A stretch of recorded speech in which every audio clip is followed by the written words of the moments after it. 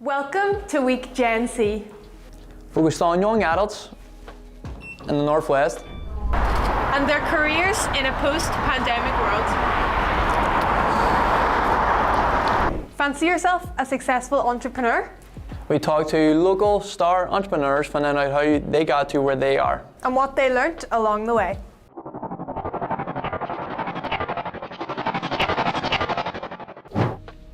Hi Kevin, how's it going? Thanks, Dave. All right, thanks. Thanks for talking with us. Thanks for asking. Can you tell us a bit more about Kippy and what it does? Sure. We think that computer games should be made by the same sort of people who are playing computer games.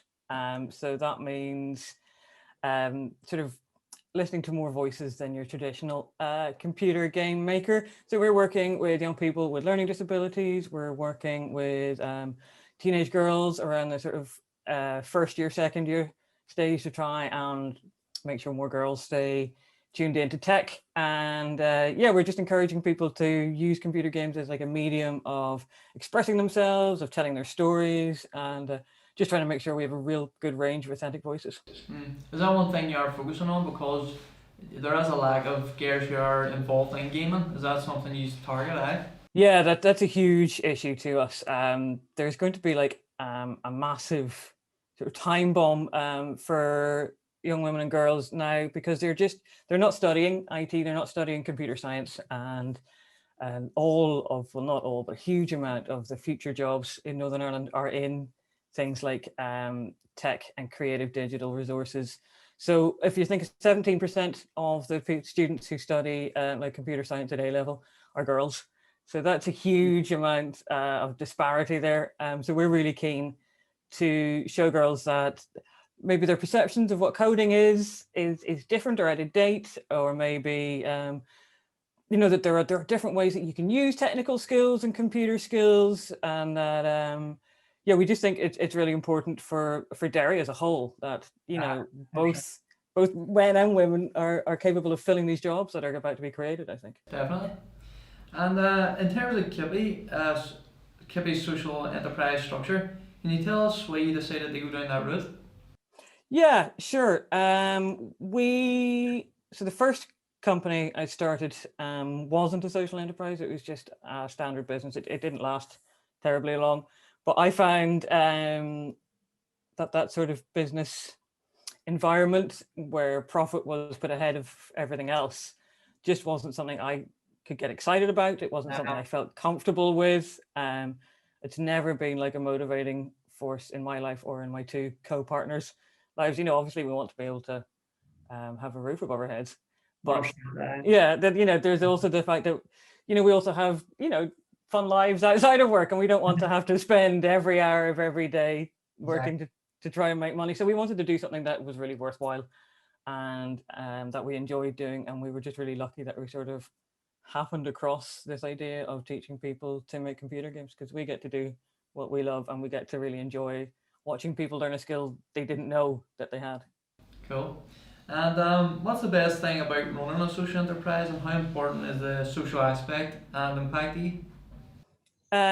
So the social aspect is really important. I think there's a lot of support actually in the Northwest and in Northern Ireland in general for social enterprises. It's a really good community, and people seem like really keen to help each other and will happily pass on information and any opportunities.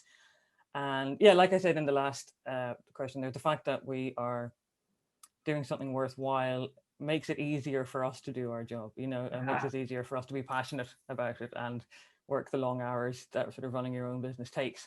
Definitely. And what advice would you give a young person starting out in business? I guess get as much experience as you can. Try out if you can. I realize that's not always possible for everyone, but if you can, take sort of different opportunities that come your way, so you get to experience lots of different roles, and you get to find out what your skills are and what you're good at by trying things. So yeah, I think if you can, try things, and always just be open and listen and take advice and support where it is, because there is quite a lot out there. Does it just take everything on? Yeah, basically, yeah, give it a go. 100%. Yeah. And what are the top 3 skills young people should develop if they want to explore business? A Okay, so I think probably the most important is listening. It's being able to sort of take your ego to one side, because it's really easy to get wrapped up in an idea, to sort of fall in love with one of your ideas and see it like a baby. And if people don't like it, then they're wrong and they don't understand it, you know, and that's not going to get you anywhere. You have to be open to feedback, to change, to being able to react to situations and to how people react to what you're doing. So yeah, being open, being able to accept advice, and yeah, being able to listen, I guess. Because that was one thing. I was talking with some career advisors this week, and they were saying, say even for if it's even like a CV, if something's not wrong, if any chance you can get, take feedback, and then maybe what's went wrong, you can fix it and turn it around for yourself. Yeah, always, if possible, take feedback. I've had several jobs that I didn't get from the interview, but because I went back like a week later and asked for feedback, asked how they were getting on, and you know, would just sort of stay in touch with them, then people have come back to me and said, actually, you know what, the last person we hired didn't work out, but because we've seen your face hanging about, we thought we'd give you a go. So yeah, just try and keep in touch with people, show that you're keen, and one way of showing that is by asking for feedback. So definitely. Okay. And how have you overcome challenges in your social enterprise? I don't know if we've overcome them. We're still working on that. There are lots of challenges, and couldn't have done it without my two other co-founders and our support, like from family and friends and business organizations such as Enterprise Northwest and Brian there.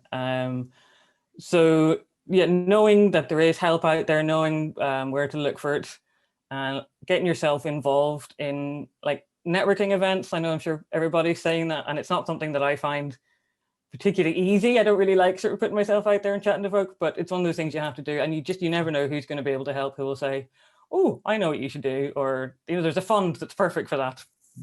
How would you say COVID's affected your social enterprise? Initially, I suppose like everybody, we were in shock and nobody quite knew what we were going to do, because we were used to going in and delivering these workshops face to face. And so it did initially have an effect on our business. But it became clear then that there were other needs that we could meet, that a lot of our students were finding the lockdown particularly stressful. We're finding it hard to understand what was going on, and we're really sort of crying out for any online activity. So we had to pivot, we had to adjust what we did. We had to start giving classes over Zoom. We had to sort of overcome challenges like not being able to, the kids can't, we would normally go and bring all the equipment to the students, so the iPads and the computers, and of course that couldn't happen. So we had to sort of find more ingenious ways of trying to teach, and it's taught us a lot actually, and hopefully it means that we're going to be able to get a bit further with our sort of online output. Well, thanks, Catherine. It was great talking to you. It's very insightful. You're welcome. Cheers.